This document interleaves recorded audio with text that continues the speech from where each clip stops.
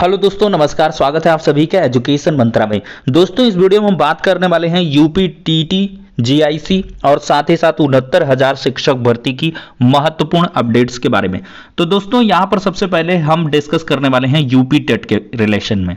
देखा जाए तो यूपी टेट 2021 संपन्न हुआ, उत्तर कुंजी जारी हुई और बहुत सारे विवादों को इसने जन्म दिया। जैसे पेपर हुआ था तभी से बहुत सारे विवाद हैं। इसके निरस्तीकरण के लिए इलाहाबाद हाई कोर्ट की लखनऊ खंडपीठ में एक याचिका दाखिल है। 2-3 फरवरी को उसकी सुनवाई हो जाएगी और उसके रिलेशन में देखते हैं क्या कुछ होगा। लेकिन फिलहाल एक महत्वपूर्ण सूचना है ऑनलाइन आपत्तियों को लेकर। देखा जाए दोस्तों तो पीएनपी की जो विज्ञप्ति जारी हुई थी उसके अकॉर्डिंग 23 जनवरी 2022 को आयोजित यूपी टेट की परीक्षाओं से संबंधित चारों की जो अनंतिम जो उत्तरमाला है वो जारी की गई थी और इस क्रम में 500 रुपए की दर से आपको ऑनलाइन शुल्क जमा करना था। और यहां पर लास्ट में बहुत ही इंपॉर्टेंट डेट दी गई है, अंतिम तिथि 1 फरवरी 2022 है। इसके उपरांत इस संबंध में कोई भी आपत्ति प्रत्यावेदन स्वीकार नहीं होगा और ऑनलाइन आपत्ति ही स्वीकार की जाएगी। तो व्यक्तिगत पत्राचार, मोबाइल इत्यादि किसी माध्यम से आपत्ति किसी परिस्थिति में स्वीकार नहीं होगी। तो मतलब अब बहुत कम समय है, आपके पास सिर्फ 2 दिन बचे हुए हैं। कल का दिन है और फिर इसके बाद 1 फरवरी का दिन है। 1 फरवरी को मध्य रात्रि तक 12 बजे तक। तो इसके पहले पहले आपको आपत्तियां कर लेनी है और किन प्रश्नों पर आप ज्यादा फोकस करें इसके रिलेशन में आपको हम बताना चाहेंगे। तो देखा जाए क्वेश्चन है दोस्तों सुजनन शास्त्र, ये कंफर्म है 1 नंबर, चूंकि हाई कोर्ट में ये मैटर गया था वहां से क्लियर हुआ था। ठीक है। और दूसरा क्वेश्चन आपका यहां पर मैं आपको बता दूं जो मतलब कंफर्म है एकदम से, घास भूमि क्षेत्र वाला, इसमें मांसाहारी जीवाणु दोनों को हाई कोर्ट ने सही करार दिया था। 2 क्वेश्चन हो गए। और तीसरा क्वेश्चन यहां पर आंख की किरकिरी वाला, 3 तो आपके कंफर्म है। अब चौथा क्वेश्चन आपको हम बताते हैं, इसमें जो है अधिगम हेतु क्या सर्वाधिक आवश्यक है। तो रुचि और अभिप्रेरणा, तो इसमें मोटिवेशन ही जाएगा, मोटिवेशन होना चाहिए। और आई थिंक बहुत ज्यादा अगर इसमें आपत्तियां होती हैं तो पीएनपी मान सकती है और पीएनपी ने परिपक्वता मानता है, मैच्योरेशन। तो भाई अधिगम हेतु क्या सर्वाधिक आवश्यक है, जब परिपक्वता ही आ गई तो फिर क्या मतलब हो गया। परिपक्वता क्या का मतलब उतना ज्यादा आवश्यक नहीं है, सबसे पहले मोटिवेशन आवश्यक है। शैशव काल वाला क्वेश्चन, ये कंफर्म है, 100% कंफर्म है कि ये 0 से 2 साल होगा। शैशवावस्था की बात करता तो 0 से 6 होता, लेकिन शैशव काल का है तो 0 से 2 होना चाहिए जन्म से। कोहलर वाला देखा जाए तो ये मानव का अधिगम प्रयोजन और प्रत्यक्षीकरण, तो ये अधिगम प्रयोजन पूर्ण है, ये भी हो सकता है। ठीक है। और ये इंसोलेशन वाला, आयोग ने सौर स्थिरांक माना है। इंसोलेशन ये बहुत सारे कम्पिटिटिव एग्जाम के अकॉर्डिंग जो है बहुत सारे लोग कह रहे हैं। ठीक है। तो इस पे आप फोकस कर सकते हैं। और ये जो ग्रंथियों के आधार पर चर्चा किसने की है, क्रेशमर और कैनन, तो आयोग ने कैनन माना है तो क्रेशमर। तो 8 क्वेश्चन ये हो गए। और यहां पर एक क्वेश्चन ये है 9वां, डायनासोर्स वाला जो है, इनहैबिटेंट्स ऑफ अंटार्कटिका। भाई इंग्लिश में जीके जीएस का क्यों पूछ रहे हैं आप। तो ये 9 क्वेश्चन हो गए। तो 9 प्रश्न यहां से हो जाते हैं। और भी बहुत सारे क्वेश्चंस हैं, ईवीएस वगैरह के 1-2 क्वेश्चन हैं, उन पर मुझे लगता है थोड़ी सी उतनी ज्यादा मतलब चीजें नहीं बन के आ रही हैं। एक ये क्वेश्चन है लखनऊ समझौता वाला, इसमें कांग्रेस, मुस्लिम लीग और नरम दल गरम दल दोनों हो सकता है, तो ये एक प्रोबेबिलिटी बन रही है। तो ये हो जाते हैं प्राइमरी वाले क्वेश्चन। जूनियर की दोस्तों बात करें तो हिंदी साहित्य के इतिहास के संदर्भ में modern vernacular literature of Hindustan किसने लिखा है, तो इस प्रश्न पर, और परिसीमन का विलोम ये प्रश्न हो गया। और साथ ही साथ ये सुई वाला, सुई का तत्सम, सूची, ये क्वेश्चन काफी आ रहा है। और यहां पर हाँ ये 3 क्वेश्चन हो गए जो आपको कॉमन अंक दिला सकते हैं, इन पर आप फोकस कर सकते हैं। तो मैंने कुल मिलाकर दोस्तों 14 प्रश्नों पर यहां पर बात करी है। 11 प्राइमरी के हो गए और 3 जूनियर के हो गए। तो इन प्रश्नों पर आप फोकस करें और ऐसी उम्मीद है कि 3 क्वेश्चन तो कंफर्म ही हैं और 3 से 4 क्वेश्चन पर और कम से कम 7 से 8 प्रश्नों पर यहां पर तब्दीली प्राथमिक स्तर पर संभव है। और मैंने आपको बताया ही कॉमन अंक किनको मिलेंगे, तो मतलब कोई 2 में से एक विकल्प आपने ऑप्ट करा होगा तभी आपको मिलेगा। ठीक है। अब ये हो जाती है टेट की बात। अब हम जीआईसी नई भर्ती के बारे में चर्चा करेंगे। तो यहाँ पर दोस्तों ये 27 जनवरी 22 का लेटर है, डीपीसी के संबंध में है। और यहाँ पर देखिए, जिन रिक्त पदों पर आप द्वारा अभी तक अधियाचन नहीं भेजा गया, उन समस्त रिक्त पदों पर अधियाचन 10 दिन के भीतर भेजना सुनिश्चित करें। ठीक है, ये पहली बात हो जाती है।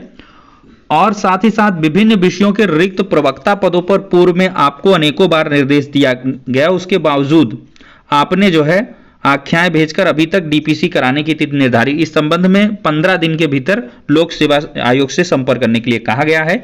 और तीसरा पॉइंट काफी महत्वपूर्ण है, यहाँ पे आपको बताएं तो सीधी भर्ती के सहायक अध्यापक और प्रवक्ता पदों पर जिन पर आप द्वारा अधियाचन भेजा जा चुका है, इस संबंध में लोक सेवा आयोग से संपर्क कर इन पदों पर चयन की कार्रवाई सुनिश्चित करें।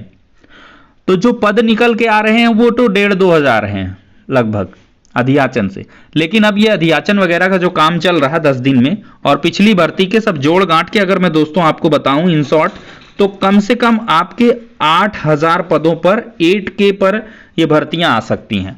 और इसके लिए योगी आदित्यनाथ जी ने बहुत पहले, लगभग 1 वर्ष हो गया हो या 6-8 महीना हो, 8,300 समथिंग इस तरह का कुछ था, तो 8,000 प्लस ही पोस्ट आपकी रहने वाली हैं। इतने पदों पर आपकी जो LTGIC भर्ती है वो संभव है। तो इसके लिए आप प्रिपरेशन लगातार करते रहें। और लोक सेवा आयोग के लिए उतना बाउंडेशन नहीं है, वो अपना चुनाव आचार संहिता में भी जारी कर सकते हैं और कर देंगे, क्योंकि यही वाली फंसी है। और TGT PGT का तो मुझे नहीं लगता है कि चुनाव के पहले विज्ञापन जारी हो पाएगा, इसके लिए आपको चुनाव के बाद ही जाना पड़ेगा। अब दोस्तों हम असल बात पर चर्चा करेंगे जो संबंधित है 69,000 शिक्षक भर्ती। बहुत सारे छात्र प्रीवियस वीडियो में कमेंट कर रहे हैं, तो भैया मेरे आप ऑर्डर को पढ़ लिया करें। ऑर्डर इंग्लिश में दिया है, अगर थोड़ी बहुत अच्छी इंग्लिश आती है तो आपको कंफर्म होगा कि ऑर्डर क्या कह रहा है। ऑर्डर में भले ही 6800 जो चयनित हैं आरक्षित वर्ग के, उनको नोटिस इशू हुआ हो, लेकिन सबसे बड़ी और गहन बात है जो महाधिवक्ता साहब ने ऑन कोर्ट कह लें ये स्वीकार कर ली कि हमने अधिक गुणांक वालों को चयन से बाहर रखा था और इस वजह से हमसे गलती हुई और उसको रेक्टिफाई करने के लिए हमने ये सूची निकाली हुई है 6800 पदों पर।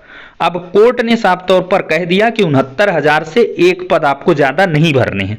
और कोर्ट ने जो गेंद है वो सरकार के पाले में फेंकी है कि जो रायता फैलाया है वो सरकार ने फैलाया है। आप ऑर्डर देखें साफ तौर पर, तो उसमें राज्य सरकार को साफ तौर पर कहा गया है कि अब राज्य सरकार ये तय करे कि इन चीजों को कैसे सॉर्ट आउट करना है। तो इसका बाकायदा काउंटर एफिडेविट तैयार होगा और आज की डेट में नहीं तो कल की डेट में अभ्यर्थी फिर से मुलाकात करेंगे। हालांकि पिछली डेट पे मुलाकात हुई थी, जैसे ही सुनवाई हुई थी ऑर्डर के बाद, तो अधिकारियों ने यही कहा था कि ऑर्डर आ जाने दीजिए, सुनवाई के बाद सॉरी, तो हम अपना अध्ययन करेंगे, उसके अकॉर्डिंग हम डिसीजन लेंगे और परेशान होने की आवश्यकता नहीं, ये सारी चीजें कही गई थी। लेकिन ये तय बात अवश्य है कि विभाग यहाँ से पूरी तरीके से फंस चुका है और कहीं ना कहीं दो धारी तलवार है और यहाँ पर चयनितों के लिए भी दिक्कतें हो सकती हैं।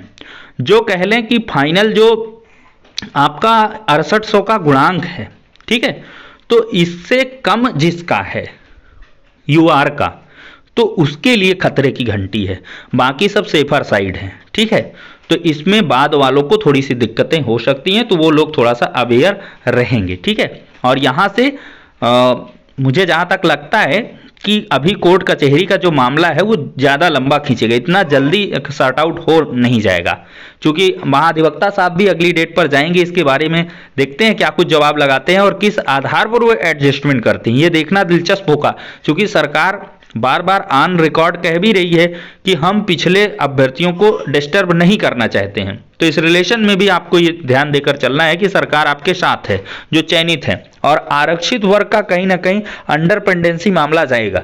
जितना ज्यादा से ज्यादा इसमें हौच पौच कंडीशन होगी, उतनी ज्यादा आपकी जो सूची पर कार्रवाई है वो स्थगित रहने वाली है। भले ही अभ्यर्थी कह रहे हैं कि यहाँ से कोई दिक्कत नहीं, विभाग चाहे तो कर सकता है, क्यों चाहेगा भाई, जबरदस्ती आ बैल मुझे मार वाली कहानी नहीं होगी।